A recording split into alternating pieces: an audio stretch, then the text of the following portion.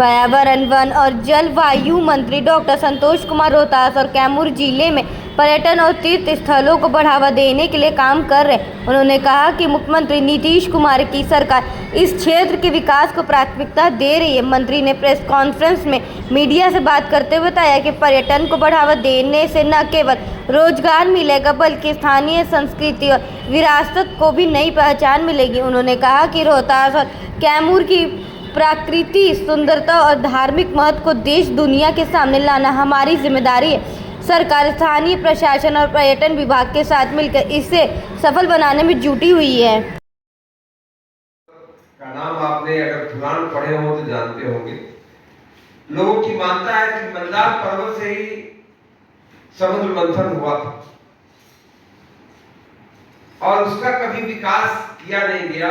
बांका के बगल में बौसी एक जगह है, वहीं पे मंदार पर्वत अवस्थित है। जब लोगों ने मुझे बताया तो मेरी इच्छा जगी कि मैं जाऊं।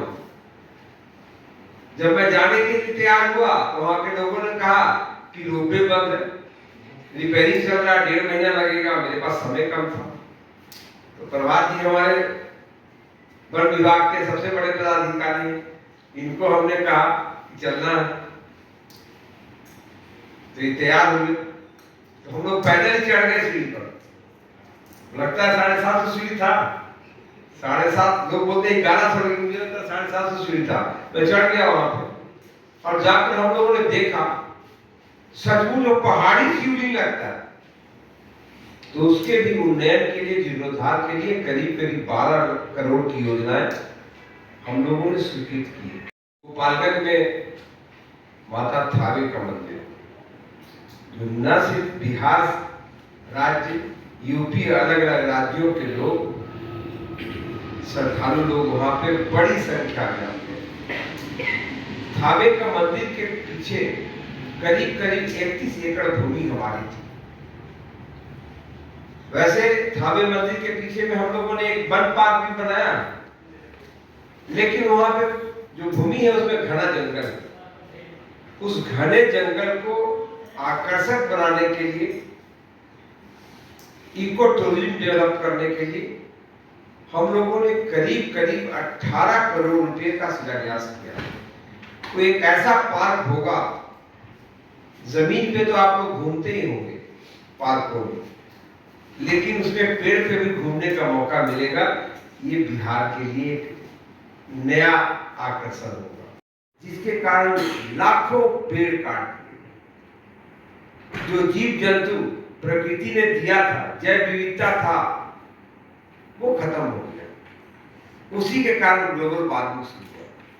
तब लोगों को लगा कि अरे हम क्या किए, और तब फिर जागरूकता बढ़ी और इस क्षेत्र में काम हुआ। अगर आप लोगों को कभी जाने का मौका मिला हो तो बिहार ही नहीं, पूरे भारत में इतना बड़ा फॉल देखने को नहीं मिलता है।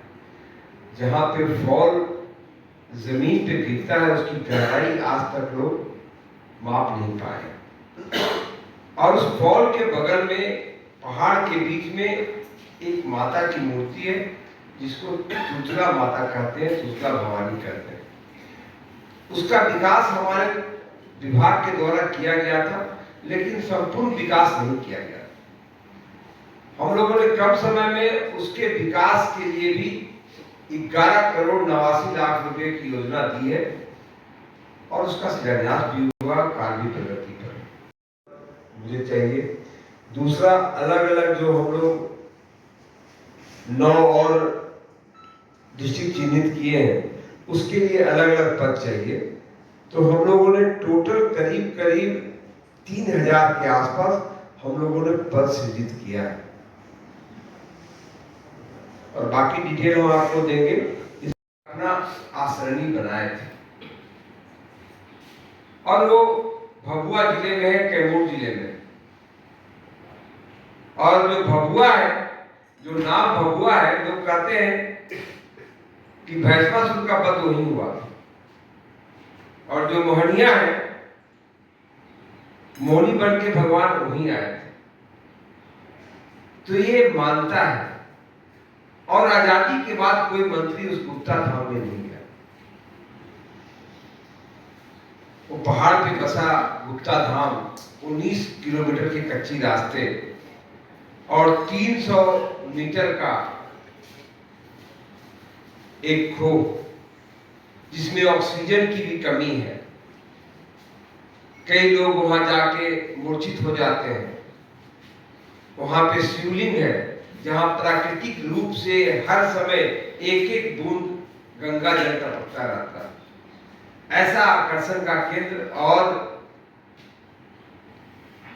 रिलीजियस इंपॉर्टेंस रखने वाला जगह हमारे बिहार में था।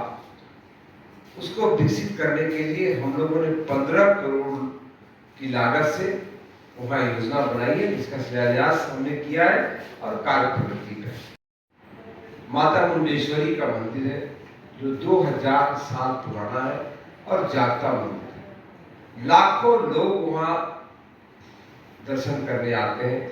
डेली का फुटफॉल करीब करीब 15,000 होता है और जब नवरात्र आता है तो एक एक दिन में 1-1 लाख लोग दर्शन करते हैं। उसके जाने के रास्ते थोड़े टेढ़े मेढ़े संकीर्ण थे, वहां पे पार्किंग की व्यवस्था नहीं थी और जिस तरह का रिलीजियस इंपॉर्टेंस है उस तरह का वहां पे आकर्षण नहीं। हमारे विभाग ने नीचे में पार्क भी बनाया, बहुत आकर्षक पार्क बनाया है माता मुंडेश्वरी के नाम से ही, लेकिन उसके रास्ते को उन्नयन करने के लिए, हरित क्षेत्र और विकसित करने के लिए हम लोगों ने 6 करोड़ 38 लाख की योजना वहां पे भी दी है और हम लोगों ने उसका शिलान्यास भी किया है।